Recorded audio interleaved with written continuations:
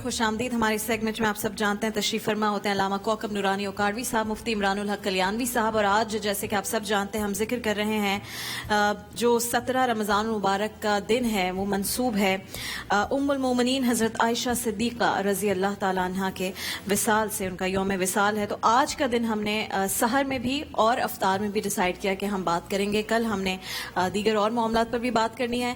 تو علامہ صاحب اور مفتی صاحب، پہلے تو السلام علیکم. وعلیکم السلام. علامہ صاحب سے تو ڈسکشن اس بارے میں آج سحر نشریات میں ہی تھی، اسی کو کنٹینیو بھی کرتے ہوئے، اور اب جو ہمارے افطار نشریات کے علامہ صاحب ناظرین ہیں، میں چاہتی ہوں وہ پہلا سوال ہو جو اس وقت بہت ضروری ہے کہ ام المومنین کے سیرت سے جو ہم سیکھ سکتے ہیں، خاص طور پر خواتین، وہ کون سی بیسک اگر آپ کچھ باتیں بتائیں کہ اگر ہم اپنی زندگیوں میں یہ تبدیلیاں لے کر آئیں ان کی سیرت سے تو ہماری اپنی زندگیاں کتنی بہتر بن سکتی ہیں. بسم اللہ والحمد للہ والصلاة والسلام علی رسول اللہ. ہمارے لیے بہت آسانی ہے کہ ہمارے سامنے بہترین نمونے ہیں. وہ سمجھانے کے لیے کہتے ہیں نا کہ آپ ٹیلر درزی کے پاس جائیں، سمجھائیں اسے مجھے ایسا بنا دو ایسا بنا دو، تو وہ آپ پوری طرح مطمئن نہیں ہوتے کہ پتہ نہیں یہ سمجھ پایا ہے یا نہیں، کپڑا نہ خراب کر دے. اور اگر آپ کوئی سیمپل دے دیں، نمونہ دے دیں، تو آپ کو یقین ہے یہ کاپی کر لے گا. آسانی ہو جاتی ہے. سمجھنے کے لیے بات کی، نبی کریم صلی اللہ علیہ وسلم سے جو لوگ قریب تھے، بہت قریب تھے، ان کی خلوت و جلوت، محفل اور تنہائی کو دیکھنے والے، اور جنہوں نے اس پر پوری طرح عمل کیا، ان کا نمونہ ہمیں مل گیا. تو ہمارے لیے بہت آسانی ہو گئی. مرد اور عورت دونوں کی ساخت میں اللہ نے فرق رکھا ہے، دونوں کے حقوق اور فرائض میں بھی فرق رکھا ہے. میں فطرت کے خلاف نہ جاؤں اور شریعت کے دائرے میں رہتے ہوئے میں علم بھی حاصل کروں، میں تدریس بھی کروں، میں وہ تمام کام جو مجھ سے ہو سکتے ہیں. انہوں نے شرم و حیا کے ساتھ، پردے کے ساتھ، تمام صحابہ، بڑے بڑے صحابہ ان کے شاگرد، تعلیم بھی فرمائی انہوں نے.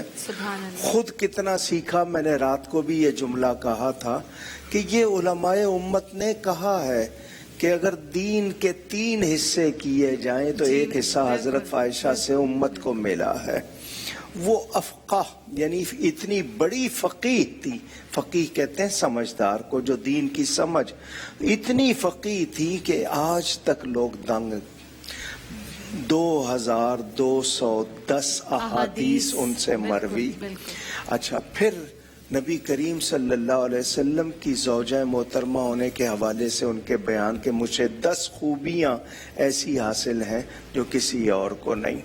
تو انہوں نے علم بھی سکھایا کہ عورت علم بھی حاصل کرے، عورت شرم و حیا، صبر و رضا کا پیکر بھی بنے، اور عبادت نہ بھولے. یہ نہیں ہے کہ دوسرے کام کیے تو نماز معاف ہو جائے گی، روزہ معاف ہو جائے گا، نہیں، اس میں بلکہ زیادہ. اور سخاوت کا یہ عالم، 70,000 کا مال آیا ہوا ہے، بانٹ دیا، اپنے کپڑے کو پیوند لگا رہی ہیں، اپنے لیے ایک لقمہ نہیں رکھا. اور پھر بہادری، جس طرح انہوں نے جنگوں میں زخمیوں کی جس طرح سے مدد کی، جی، تو وہ یہ ساری چیزیں بھی اس میں شامل. یعنی ہم یوں کہہ سکتے ہیں کہ ہم نے شریعت میں یہ دیکھا ہے جو جتنا محترم ہے اتنا عبادت گزار ہے، اتنا شکر گزار ہے، اور اتنا ہی باوقار ہے. یہ نہیں ہے کہ تھوڑا سی چیز ملی اور زمین پہ پاؤں نہیں ٹک رہے، وہ والی بات نہیں ہے، بلکہ دوسروں کو ایسا کر کے دکھایا کہ دنیا متاثر بھی ہوئی اور دنیا کو فائدہ بھی ہوا. مفتی صاحب، بطور زوجہ، اور یہ جو ایک رشتہ ہوتا ہے بڑا خوبصورت، آج کل کے جو معاملات ہیں اس کے لیے میں چاہتی ہوں اگر آپ اس کو تھوڑا الیبوریٹ کر کے بتائیں کہ جب رسول اللہ صلی اللہ علیہ وآلہ وسلم گھر پر تشریف لاتے تھے، وہ جس طرح استقبال کرتی تھی، جس طرح ان کے بارے میں ہے کہ وہ اشعار پڑھ کر سنایا کرتی تھی، جیسے احادیث کے بارے میں بتایا، تو یہ ایک کس طرح سے محبت، خلوص اور آپ یعنی مختلف طریقوں سے اس لیے کہ خوش کیا جائے کسی طرح. تو یہ آج کل کی خواتین بھی اور پھر مرد حضرات کا بھی رویہ، اس پہ آپ کس طرح سے کہیں گے؟ بسم اللہ الرحمن الرحیم، نحمد و نصلی علی رسول الکریم. ام المؤمنین حضرت سیدہ عائشہ طیبہ صدیقہ بنت صدیق رضی اللہ تعالی عنہا، ان کا جو رسول اکرم صلی اللہ علیہ وسلم سے خصوصی تعلق تھا، ان کے کچھ خاص پہلوؤں پہ میں ذکر کروں گا جو اللہ نے ان کو خصوصیات عطا فرمائی. سب سے پہلے تو وہی بات جو آپ نے کہی کہ شعر و شاعری فرمایا کرتی تھی.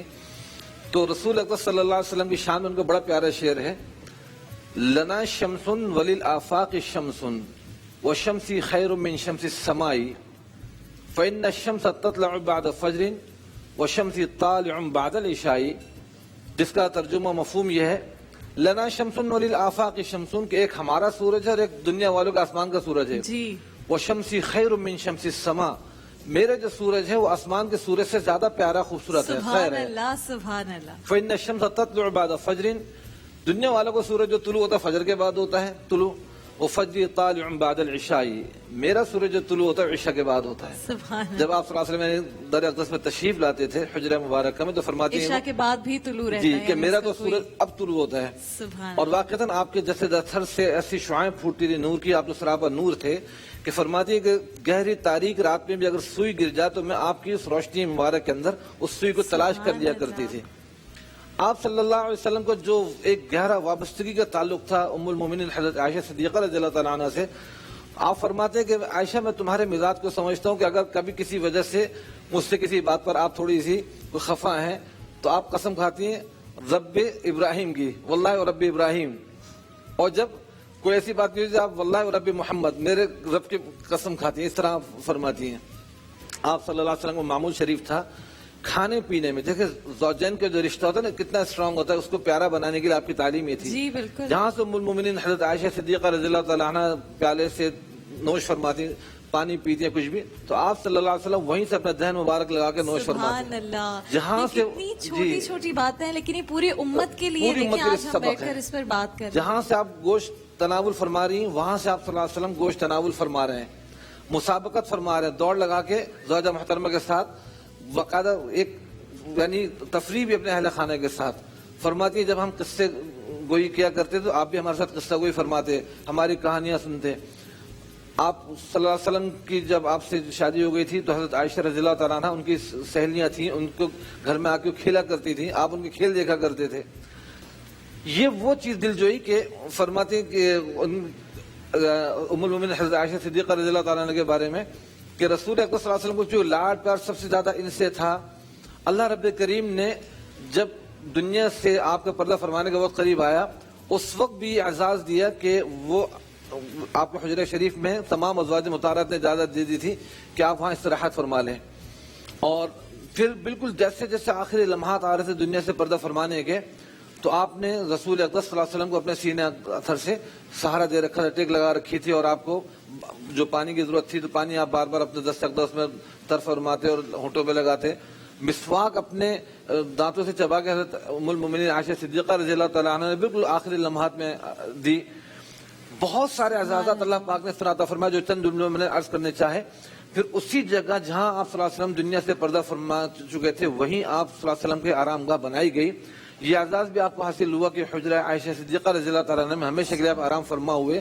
اور پھر جب آپ دنیا سے پردہ فرما گئے یہ آتی تھی آ کے کافی دیر تک اپنے وہاں پہ رسول اکرم صلی اللہ علیہ وسلم کے مزار شریف پہ بیٹھی رہتی تھیں، گفتگو فرماتی تھیں. پھر حضرت سیدنا صدیق اکبر رضی اللہ تعالیٰ عنہ آرام فرما تب بھی آیا کرتی تھی، بیٹھا کرتی تھی. پھر حضرت عمر رضی اللہ تعالیٰ عنہ وہاں پہ آرام فرما ہوئے تو اس کے بعد پھر حجاب کے ساتھ آیا کرتی تھی اور فرمایا کرتی تھی کہ پہلے چونکہ یہاں پہ صرف میرے شوہر اور میرے والد تھے ان سے کوئی حجاب نہیں تھا، اب چونکہ عمر آ گئے ہیں رضی اللہ تعالیٰ عنہ اور وہ میرے لیے نامحرم ہے تو اس لیے حجاب کے ساتھ آتی ہوں. یہ وہ بہت بڑا اعزاز ہے کہ رسول اکرم صلی اللہ علیہ وسلم جہاں آرام فرمایا قیامت تک کے لیے وہ حجرہ شریفہ ہے جہاں رسول اللہ صلی اللہ علیہ وسلم سبحان اللہ. حضرت عائشہ رضی اللہ تعالیٰ عنہ کا حجرہ، اور ان کو اعزاز یہ بھی حاصل ہے کہ ان کے بستر پر وحی بھی نازل ہوتی تھی. باقی کسی زوجہ محترمہ کے ساتھ ایسا نہیں ہوا، بالکل ایسا. لیکن ام المومنین کے ساتھ ہوتے ہوئے بستر پہ ان کے وہاں پہ وحی کا نزول بھی ہوا ماشاءاللہ. سبحان اللہ. علامہ صاحب جو چیزیں انہوں نے بتائی ہیں، جو ایک محبت اور خلوص کا ایک رشتہ انہوں نے بہت مختلف ایگزامپل سے بیان کیا. آج کل کے میاں بیوی دونوں طرف سے یہ چھوٹی چھوٹی چیزیں بھی نہیں کرتے، ایفرٹ نہیں کرتے، یہ سوچ کر کے پتہ نہیں. میں نے ایسے لوگوں کو بھی دیکھا ہے کہ جو کہتے ہیں کہ بیوی کے ساتھ ایک پلیٹ میں نہ کھائیں کیونکہ پتہ نہیں اس میں آپ کی عزت میں کمی ہو جائے گی. تو یہ چھوٹی چھوٹی چیزیں ایک دوسرے کے لیے کرنا، اس سے آپ کی زندگی کتنی خوبصورت ہو جاتی ہے. مرد حضرات بھی ایفرٹ نہیں کرتے اور پھر عورتیں بھی کہتی ہیں کہ اگر وہاں سے ایفرٹ نہیں تو ہم کیوں ایفرٹ کریں. اللہ تعالیٰ نے عورت کو مرد کے سر سے نہیں نکالا کہ سر پہ بٹھا لے، پاؤں سے بھی نہیں نکالا کہ پاؤں کی جوتی بنا لے، جوڑ بنایا ہے، پسلی سے نکالا ہے. اور میرے پیارے نبی پاک صلی اللہ علیہ وسلم، اور پھر قرآن میں حکم ہے جب گھر جاؤ گھر والوں کو سلام کرو. سلام. ہم کہتے ہیں بیوی سلام کرے، میں کیوں کروں؟ بیوی کرے. اور جو بازار میں چلتی پھرتی نظر آئے گی اس کو جھک جھک کے کر رہے ہوں گے، اس کو نہ چاہتے ہوئے بھی سلام کریں گے. یہی ہے نا نظر. اچھا، آپ گھر میں جائیں سلام کریں، ایک تو آپ نے ثواب کمایا. عورتیں ہیں گھر میں آزاد نہیں بیٹھیں گی، کہاں بیٹھیں گی؟ آپ کی آواز سن کے وہ سنبھل جائیں، سیدھا ہو جائیں، اور پھر محبت بڑھتی ہے ایسے. یہ بھی حضور صلی اللہ علیہ وسلم کے حوالے سے میں یہ بات اس لیے سنا رہا ہوں کہ لوگوں کو پتہ چلے زندگی آسان تھی. جی. دو بیویاں بیٹھی ہوئی ہیں حضور صلی اللہ علیہ وسلم کے پاس. ٹھیک ہے. ایک کوئی ملائی یا چیز لے کے آئی ہے اور دوسری سے کہہ رہی ہے کھاؤ ورنہ تمہارے منہ پہ لگا دوں گی. نبی کے سامنے ماشاءاللہ. انہوں نے کہا میں نہیں کھا رہی، انہوں نے لگا بھی دی. یعنی زندگی آسان تھی، زندگی پیار تھی، تھا، محبت تھا، خلوص تھا، اس میں کوئی رنجشیں. جب ایک نے لگا لیا حضور نے فرمایا اب تو بھی لگا لے تاکہ بدلا ہو جائے. یعنی اس طرح آسانیاں تھیں. اور پھر شوہروں کو معلوم ہو کہ آپ اگر بیوی کے لیے مسکراتے ہیں، پیار کا جملہ بولتے ہیں، اس پہ آپ کو ثواب بھی ملتا ہے، اس کے منہ میں لقمہ ڈالتے ہیں ثواب بھی ملتا ہے. اور اگر آپ بیوی کو اچھا کچھ کہہ دیں گے تو آپ کی شان کم نہیں ہو جائے گی، گھر کا ماحول زیادہ اچھا ہو جائے. آپ نے حضرت فاطمہ کی جب شادی تھی اس کے لیے آپ نے تیاری کی، حالانکہ حضرت خدیجہ کی وہ صاحبزادی تھی، لیکن آپ نے بڑھ چڑھ کر شادی کے لیے تیاری بھی کی، بڑے آگے رہی اس معاملے میں. تو اس سے بھی کتنا خلوص اور محبت. نہیں، میں نے تو آپ کو شاید اس وقت بھی کہا تھا حضرت فاطمہ کے بارے میں حضرت عائشہ اور حضرت عائشہ کے بارے میں خود حضرت فاطمہ، ایک دوسرے کی روایات موجود ہیں، ان میں تو پیار ہی پیار تھا. حضور صلی اللہ علیہ وسلم خود فرماتے ہیں حضرت فاطمہ سے کسی بات پر کوئی شکایت ہوئی، فرمایا مجھے پیار کرتی ہے نا تو جس سے میں پیار کرتا ہوں اس سے بھی کرو. تو اس کے بعد کبھی کوئی جھگڑا نہیں ہے. ہم لوگ شاید انا کے مارے ہوئے ہیں یا جھوٹی وہ کوئی ہمارے اندر شان ہم نے بنا لی ہے کہ میں نے اگر بیوی بیٹی کو سلام کیا یا جھکا یا میں نے ان کو کچھ اس طرح کر دیا تو پتہ نہیں میرا درجہ کم ہو جائے گا. ایسا نہیں ہے، بلکہ ان ہستیوں سے ہم نے سیکھنا ہے. اور پھر یہ کہ یہ مالک کونین کی ازواج ہیں، گھر کے کام بھی کر رہی ہیں، غریبوں کے کام بھی آ رہی ہیں، عبادت بھی کر رہی ہیں، اور اس پر اللہ کا شکر بھی کر رہی ہیں. بالکل. مفتی صاحب ایک اور جو روایت بھی ہے اور اس پر بھی مجھے آپ سے بات کرنی تھی. ایک صحابی رسول کے غالباً ولیمے کا پوری تیاری ہونی تھی لیکن ان کے پاس کچھ کھانے کو نہیں تھا اور وہ رسول اللہ کے پاس آئے تو رسول اللہ نے کہا کہ تم عائشہ کے پاس جاؤ، حضرت عائشہ صدیقہ رضی اللہ تعالیٰ عنہ کے پاس، اور ان سے کہو کہ جو گھر میں کھانے کی اناج کی جو ٹوکری ہے وہ دے دیں. حالانکہ گھر میں ایک وہ ٹوکری تھی اناج کی، لیکن حضرت عائشہ نے جب سنا کہ رسول اللہ نے بھیجا ہے صحابی رسول کو تو انہوں نے وہ پوری اناج کی ٹوکری دے دی اور گھر میں کچھ بھی نہیں رکھا. تو یعنی وہ کیونکہ فرما برداری بھی اور پھر اس بات کی بھی پریشانی نہیں کہ میں نے یہ دے دیا تو اب گھر میں کیا ہوگا. اور جیسے علامہ صاحب بھی فرماتے ہیں کہ اختیاری یہ غربت یا اگر فاقہ بھی اختیاری، ورنہ تو رسول اللہ چاہیں تو پوری کائنات ان کے قدموں میں. لیکن اس سے کتنی یہ بات پتہ چلتی ہے کہ آپ نے فاقے بھی گزارے، سب کچھ کیا آج کل تو پیسوں کے اوپر میاں بیوی میں سب سے زیادہ لڑائی ہوتی ہے. جی ہاں، سب سے زیادہ اہم یہ فائنینشلی آپس میں ایک دوسرے کی کیئر کرنا اصل اہم معاملہ ہوتا ہے، اور زیادہ تر ہمارے مس انڈرسٹینڈنگ آج کی سوسائٹی میں اسی وجہ سے ہوتی ہے کہ میاں بیوی اگر فائنینشلی ایک دوسرے کو سپورٹ نہ کر رہے ہوں یا ایک دوسرے کی کیئر نہ کر رہے ہوں، کلیشز ہو جاتے ہیں. لیکن وہ تو چونکہ ام المومنین حضرت عائشہ صدیقہ رضی اللہ تعالی عنہ ایسی والد کی تربیت یافتہ، پھر ایسے عظیم المرتبت ہستی کی زوجہ محترمہ اور ام المومنین، اور آپ صلی اللہ علیہ وسلم کی تمام ازواج مطہرات مومنین کی ماں ہیں، جو مقام دیا گیا، تو خرچ کرنے میں تو ان کا ظاہر ہے کوئی ثانی ملتا ہی نہیں ہے. بالکل. اور جو اعزازات اللہ پاک نے ان کو عطا فرمائے کہ رسول پاک صلی اللہ علیہ وسلم کی یہ وہ زوجہ محترمہ ہے جو کنواری ہیں، واحد زوجہ محترمہ جو آپ کے عقد نکاح میں آئی، اور حافظہ بھی ہیں ماشاءاللہ، محدثہ بھی ہیں، فقیہہ بھی ہیں، اور اس راہ خدا میں لٹانے والی بھی ہیں. ایک واقعہ ان کے لکھا ہوا ہے، حدیث کے اندر آتا ہے کہ ایک مرتبہ ان کی خدمت میں ایک خاتون 2 بچیوں کو گود میں لیے ملنے کے لیے آئیں، تو حضرت عائشہ رضی اللہ تعالیٰ نے 3 کھجوریں اس خاتون کو دی. اس خاتون نے ایک کھجور ہاتھ میں رکھ لی اور ایک کھجور بچیوں کو دے دی. تو اس خاتون نے وہ کھجور جو بچوں کو دی تھی، بچیوں نے دونوں کھجور اپنے اپنے حصے کی کھا لی. ایک جو کھجور بچی تھی بچے پھر مانگنے لگی، تو خاتون نے اس کھجور کے 2 ٹکڑے کیے جو اپنے حصے کی تھی، وہ بھی ان دونوں بچیوں کو دے دی. تو وہ بچیاں کھا گئیں اور خاتون خود بھوکی رہ گئیں. یہ واقعہ ام المومنین حضرت عائشہ رضی اللہ تعالیٰ عنہ نے رسول پاک صلی اللہ علیہ وسلم کو سنایا کہ آج اس طرح میرے پاس ایک خاتون آئی تھی، میں نے اس کو 3 کھجوریں دی، اور اس طرح معاملہ ہوا کہ بچوں کو اسے 3 کھجوریں کھلا دی، خود بھوکی رہ گئی. تو آپ صلی اللہ علیہ وسلم بڑے خوش بھی، اور آپ نے فرمایا کہ اس عمل کی وجہ سے اللہ پاک نے اس خاتون پر جنت واجب قرار دے دی. سبحان اللہ. تو صدقہ فرمانے میں، راہ خدا میں لٹانے میں، اور مسئلے بتانے میں، ان تمام چیزوں میں ام المومنین حضرت عائشہ صدیقہ رضی اللہ تعالیٰ عنہ، جن کے نام سے ایک مسجد بھی منسوب ہے، سارا ثواب ان کو پہنچتا ہوگا، خود بخود سارے ثواب ہوتا ہوگا. مسجد عائشہ جو مکہ مکرمہ کی ایک اقرب ترین میقات ہے، تو وہاں سے ام المومنین حضرت عائشہ رضی اللہ تعالیٰ عنہ کے نام سے مسجد منسوب، وہیں سے لوگ احرام باندھتے عمرہ کرتے ہیں. بڑے اعزازات اللہ پاک نے ان کو عطا فرمائے. اور ایک کوئی محبت کرنے والے آپ کے درزی تھے خیاط، انہوں نے ایک دفعہ آپ کو پیشکش کی حضور میں دعوت کرنا چاہتا ہوں، آپ نے فرمایا عائشہ کی بھی کرو گے تو آؤں گا ورنہ نہیں آؤں گا. تو 2-3 دفعہ انہوں نے وقتاً فوقتاً دعوت دی. آپ نے فرمایا جب تک کہ عائشہ کو ساتھ نہیں بلاؤ گے رضی اللہ تعالیٰ عنہ، اس وقت تک میں نہیں آؤں گا. سبحان اللہ. تو یہ ہے خلوص اور محبت کا رشتہ. ہم ذکر جب کر رہے ہوتے ہیں ایسی عظیم ہستیوں کا، تو میں ہمیشہ آپ سے کہتی ہوں اور علماء دین سے بھی یہ بات پوچھتی ہوں کہ ہم ایسا کیا کر سکتے ہیں، کیا سیکھ سکتے ہیں ہماری اپنی زندگیوں میں بہتری آئے. تو میں جتنی میری مائیں بہنیں یہاں پر بیٹھی اور جتنے بھائی بھی مجھے سن رہے ہیں، میں نے اپنی زندگی میں ایک رول بنایا. مزن علامہ صاحب سے بھی یہ ذکر کر رہی تھی، اور میں آپ لوگوں سے بھی شیئر کرنا چاہتی ہوں. اگر کسی کی زندگی میں اس سے بہتری آ جاتی ہے تو اس سے کیا بات ہے. وہ رول یہ ہے، میرا اپنے گھر کا رول، کہ جو فائنینسز ہوتے ہیں یعنی پیسوں کا معاملہ، میرا یہ رول ہے. اور جب میری شادی ہوئی تو میں نے اس وقت بھی، میرے ہسبینڈ نے اور ہم دونوں نے ایک بات ڈیسائیڈ کی کہ ہم پیسوں کے اوپر کبھی لڑائی نہیں کریں گے، کبھی بھی نہیں. چاہے کبھی حالات اچھے ہوں کبھی برے ہوں، جس دن پیسوں پر لڑائی ہوئی تو وہ اچھا نہیں دن ہوگا، وہ دکھ کا دن ہوگا. تو ہر حال میں شکر ادا کریں. اللہ نے آپ کو زیادہ دیا ہے تو بھی اس کو اور لوگوں کے لیے آپ وقف کریں تاکہ آپ کے حصے سے اوروں کے پاس جائے.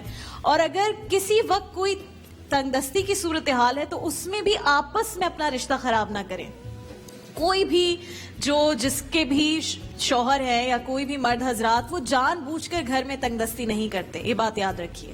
اور کوئی بھی بیوی جان بوجھ کر اتنی فضول خرچی نہیں کرتی کہ گھر میں تنگ دستی ہو جائے. تو ان دونوں معاملات میں دونوں کو ایک دوسرے کو سمجھنا چاہیے کہ گھر کے حالات ہر کوئی مناسب رکھنا چاہتا ہے. باقی چھوٹی موٹی باتوں پر لڑائی ہوتی رہتی ہے، پیسوں پر کبھی لڑائی مت کیا کریں، اور خاص طور پر بچوں کے سامنے، کیونکہ اس سے بہت برا میسج جاتا ہے.